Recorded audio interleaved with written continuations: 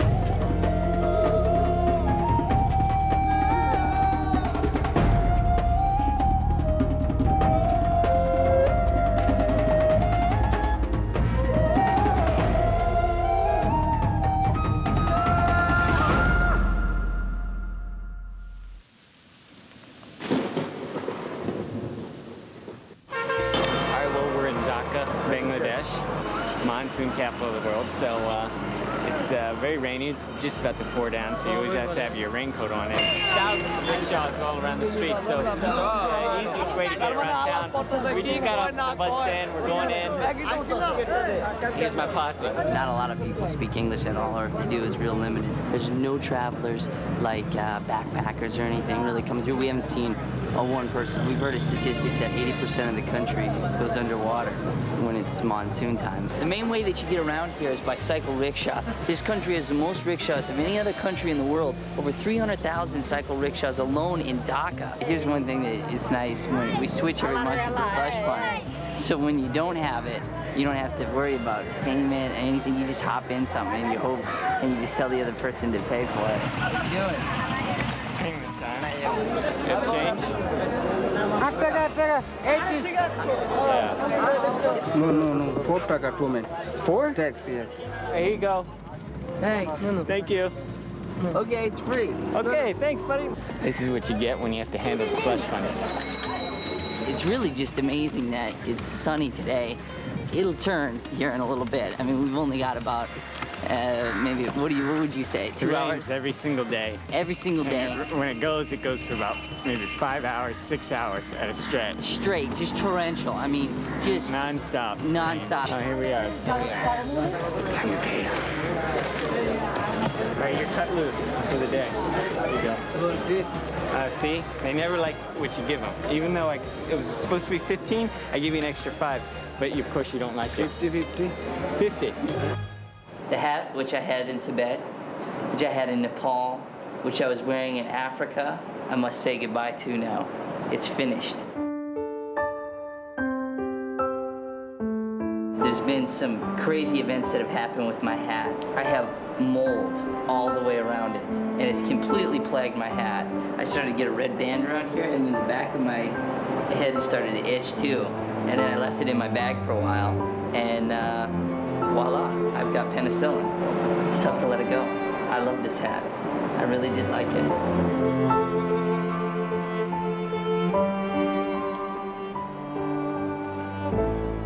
My underwear, too, they smell like rotten pickles. Gotta make her a train.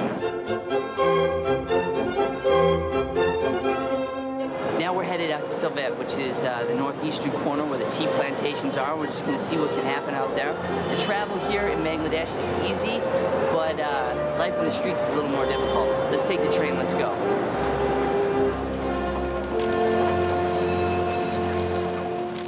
Well, Bangladesh was definitely a new experience, and we weren't entering it at the best time.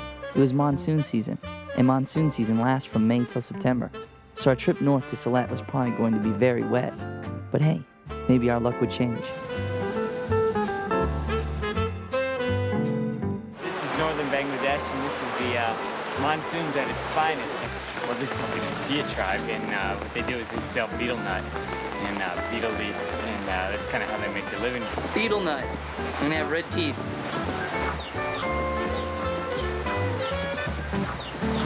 American eat betel nut. It's a Presbyterian village, and they've been Presbyterian for about 15 years or so. And I guess they had a big outbreak of measles. Missionaries came in and vaccinated people and helped them through that. And that's really how you can show that, showing the light of Christ by coming in and helping that. And that's really great. They just stand there looking at it. One truck gets stuck, the whole road just goes completely down. Now two are stuck, so it could be here for hours. We've been here 1 hour so far. This is how you have to shoot here. How does it look? Hurts your arm, doesn't it? This is painful. I just gotta adjust it. I mean, it can't rain any harder than it is right now. I got mold on my head. I don't want to lose this hat. I don't want to lose you. It's part of me now. What were my words just before we got into this? The truck is stuck in the mud. Something inside of you says, no, I will not be stuck today.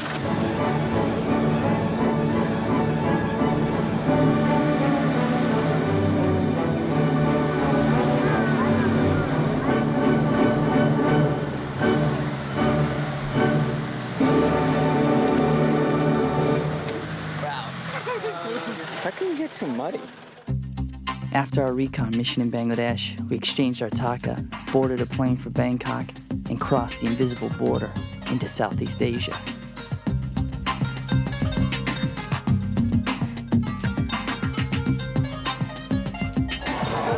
Welcome to Bangkok, and right now we're walking down the famed streets of Khao San Road. Now this is a backpacker's mecca where all people from around the world congregate here to strike out to other Southeast Asian countries. We're going to Cambodia tomorrow, but I got a new shirt and a haircut. You can get any of your travel needs that you need done here. Let's go check it out. Bangkok is the key to Southeast Asia. Whether it's buying a ticket to Indo, getting your underwear washed, or paying for a Cambodia visa, this city's got it all. But for us, you can't stay in a big city for too long. Otherwise you get soft. So we caught the next truck to Cambodia and pushed our way towards Phnom Penh. Today we're taking a ferry boat down to Phnom Penh, which is the capital of Cambodia. These boats really move along the river nicely, and I mean, just flying along, you see lots of different boats coming by. You see all the fishing boats and stuff, and this is the greatest way to go along. It's real nice and smooth, and it's just going fast as can be. This country has just recently opened up. It's been in closure since all the wars and a lot of the problems that they've been having here. When you think of Cambodia, you think of horrors of war and the killings that have been gone on, the just landmines, and I mean, they've really suffered. But now it's open and a lot of people are coming here. One of the biggest attractions here is Angkor Wat, which we'll see later. Cambodia has so much to offer in so many unreached areas, and there is a movement going on here that we heard that there's a revival, among the Khmer people, which are 95% of the population. We really feel that God's got something special planned for us here, and we accept that, we faithfully believe that, and we go forward with that. So something is going to happen.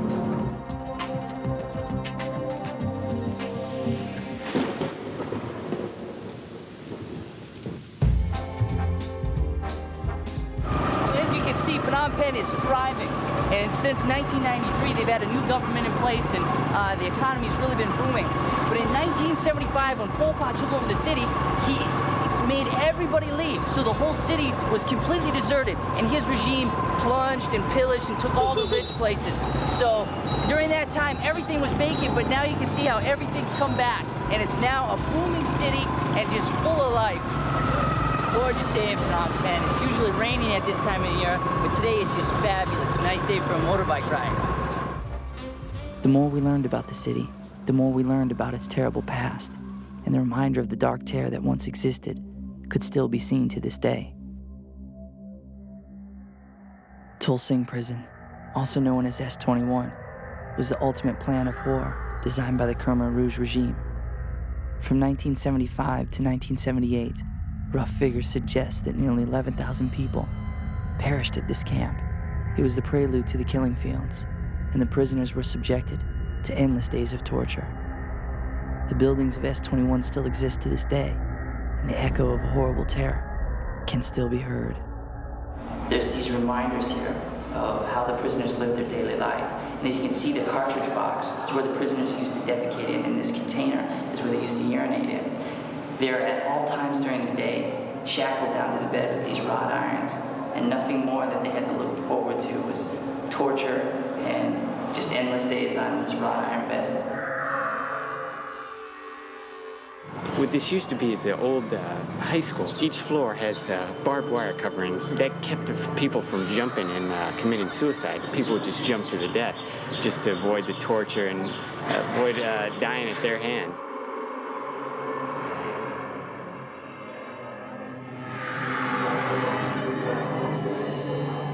Well, these are the size of the small cubicle cells in the second level of Tulsing Prison.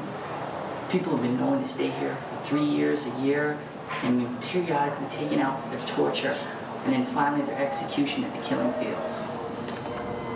And here they would lock everybody in. It would be just mass detention. They would have people head to toe shackled, miserable conditions. They would just lay all day, do absolutely nothing. Just terribly evil how they treated the people and what they did to the people, and the lack of respect for human life at all. The prisoners of S-21 were teachers, musicians, doctors, farmers, and even children. They were normal people who had been snatched away by an evil force. Each image showed the sight of hopelessness, and the only memory of their life was the picture of their darkest hour. They documented each person that came through the camp, and they would sit them in these wooden chairs, and they'd have like these metal braces you'd lean against to keep people really still. And you'd see like their arms thrown back because they were obviously tied, their hands were tied behind their back. So you'd see these just grimacing pictures, just image upon image upon image, just thousands of images of these people that just terrified looking. I mean, you just look into the eyes of it, and I mean, each image captures it. As you go through, you can see, each prisoner that came through this horrible place, and you also see the people who worked here and interrogated each of these prisoners. And as you look at them, the age of these people who worked here and who interrogated and who tortured and who committed these horrible acts, they look no more than 16 or 15 years old. So you see the grip and the demonic power that was in this place. And each one they put on a white background. It's like just seeing a specimen of each person, but it's really, it's terrifying to see.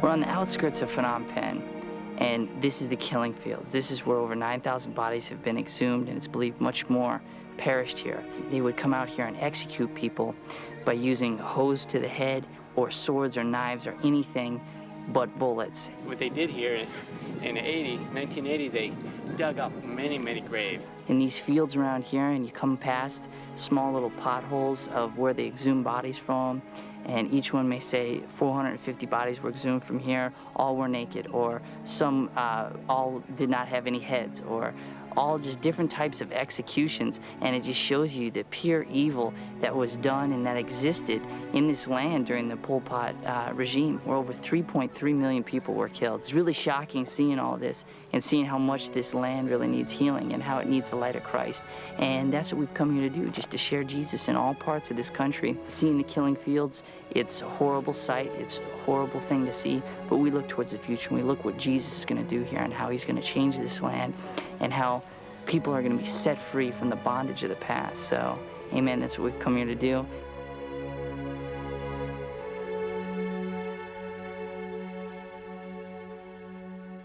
After a sobering reminder of Cambodia's dark past, we left Phnom Penh and traveled to Siem Reap, where we hope to minister near the temples of Angkor Wat.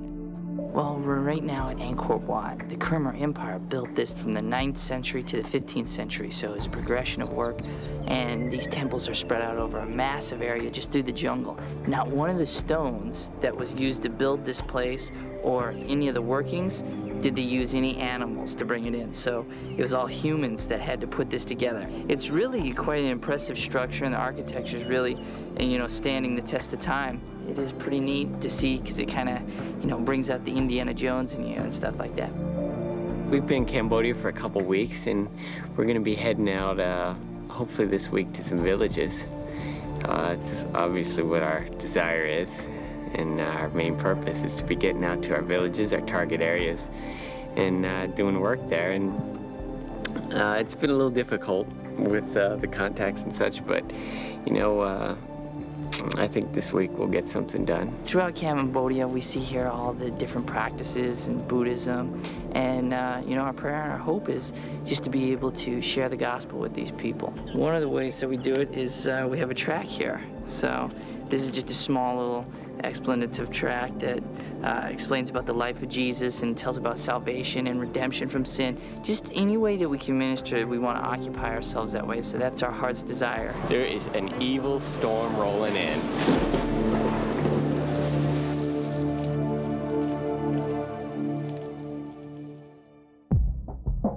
3 days later, after praying diligently and searching, we found a church and a translator that was willing to help us preach the gospel.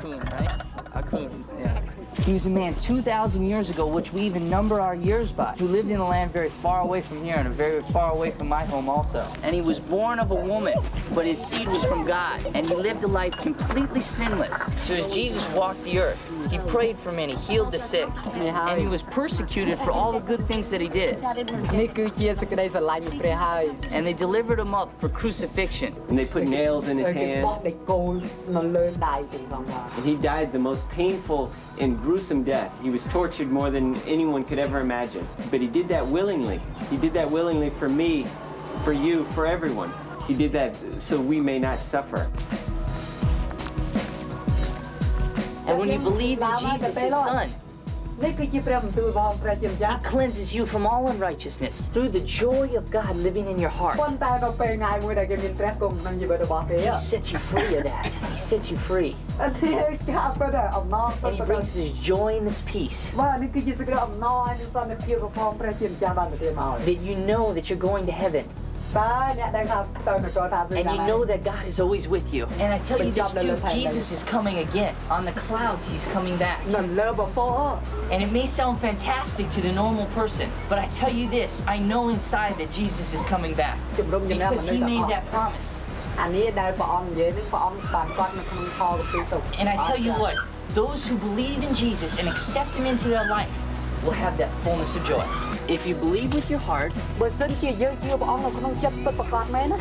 confess with your mouth, the Lord will come into your life. And I'll lead you in a prayer right now. Amen.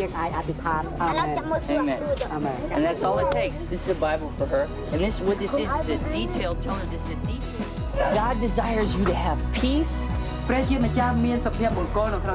the knowledge that your sins are forgiven through Jesus. An everlasting relationship. One here on earth and one to come forever in heaven. And this is what we speak to you today. That your joy might be made full.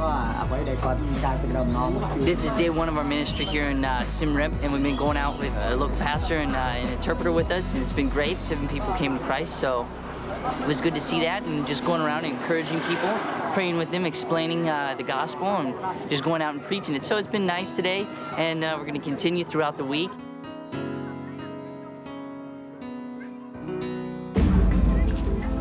So our time in Cambodia has come to an end, and one of the interesting things is we came out of there on fumes because I've only got $12 left, as you can see, and we made it just to the border on that. So God's grace is good, and we made it out. We had to stay in a cheap hotel and only eat 1 meal a day, but we made it through, and we're here in Thailand. We're gonna go withdraw some money, head to Bangkok, and freshen up.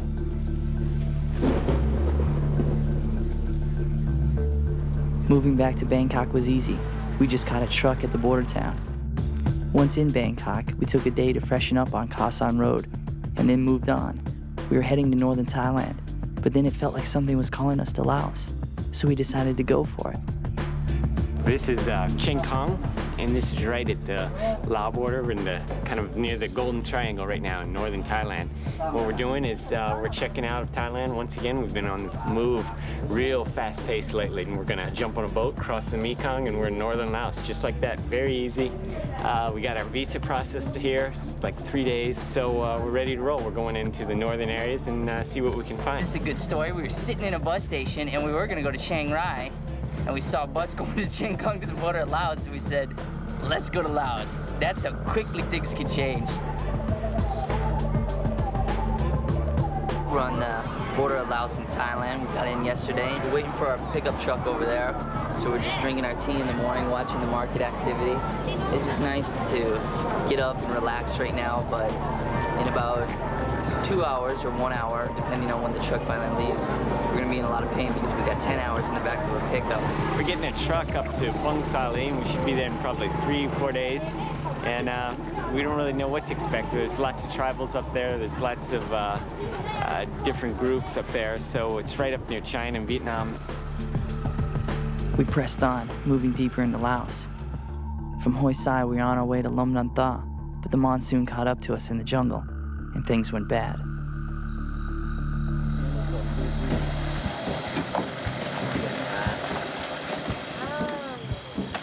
So here we are, we're in the middle of Laos. We took our journey, it should have been 10 hours, and now we're in the middle of nowhere. A landslide just took out the road, so they're putting it together, and we're just trying to get through.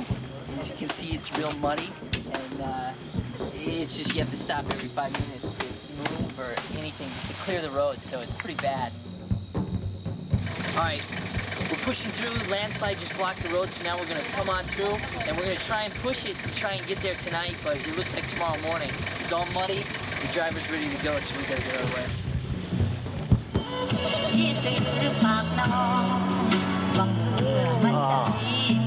It's been a gruesome day, and our first time in Laos was the same way. It's just tough travel here.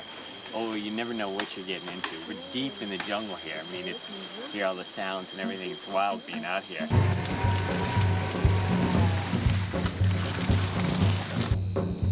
So we're getting back in, we just moved the log out of the way. You have to walk barefoot out here because our sandals are completely mud covered, so he's real touchy if you get mud in his car.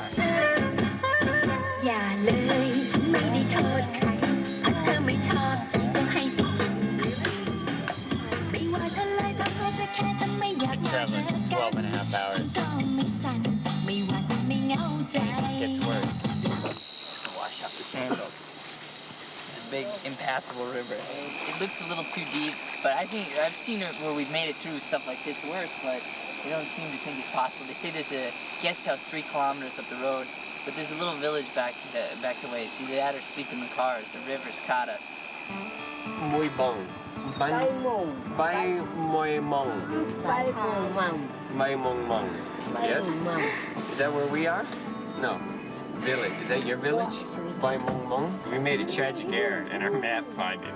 There's 2 towns that sound identically alike, and we went to the wrong one, so now we're way off course. Mong Sing? See, we're in Mong Sing, we should have been in Mong Sai. We're way near the Chinese border, somewhere in the middle of nowhere. So now we gotta push it all day, and then we gotta go to another city, catch a boat up to Phung Saline. Then Phung Saline, we gotta take, I don't know how we're gonna get there, 2 days up to Nat Yao. And we gotta do this all before our visa expires. So we got a fast little moving trip that we have to do here. We're preparing our way for when the boys come in about a month, and then we'll be moving from then. So we gotta push it hard today. After being stuck in the jungle for 36 hours, we made a few mistakes in our navigation, so we'd have to get back on track quick before our visas ran out. It's beautiful. We're in Laos. You feel well? Alright. What is this? This is village sunset. This is village sunset. Made a mistake, we didn't get to where we needed to get today, but now we get to look at the sunset.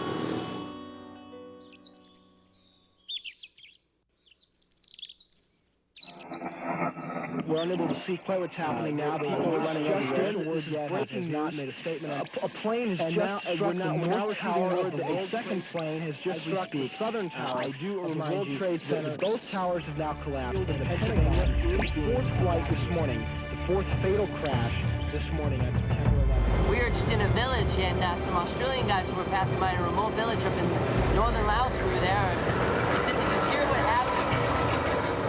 They said, "Did you just hear what happened? Some plane hit the World Trade Center, and then we heard that 2 planes hit it, and then we listened live as both towers collapsed." What a surreal experience that is to be listening to that, knowing that thousands of miles back in your homeland that's going down and the terrible things are happening. As soon as we heard that, we began praying and interceding for victims or future attacks or anything like that, just like probably millions of Americans did. As for us, it changes nothing here. All this does is send a more urgent need that we need to go into the world and preach the gospel, because in a second, thousands of people can be taken. If anything, it gives us more encouragement to go out there and to speak the word and just to be able to do it boldly and boldly speak, because I'll tell you what, these terrorists and these activities who go to kill, steal, and destroy, they do it boldly, and they go out there and they just try and destroy things. So we too, as saints of God, need to go out there and boldly preach the message of life. And Jesus says, "I've come to give life and give it more abundantly. And a thief has come to kill, steal, and destroy." And those are the things of Satan. But we preach the message of life. And these are the things that, we're here around the world to do. We faithfully believe that we're going to see some great things happen, as we've seen around the world. We know that the Lord is with us. The Lord's going to be with America too in this hard time. We got about 5 days ahead of us of just pure travel right back into the jungle areas. Well, we've been pushing it, man. This is dense jungle. Does this mean you get pitched out of the boat, or what does this mean? Is it big fucking time? I'm already overheating. It's thick. Could have really used some machetes now. Little leeches about this big, and they just suck onto you. All the leeches that are still on us. Towards me. I almost lost it once down a cliff. Everybody got broken in really good. Leeches.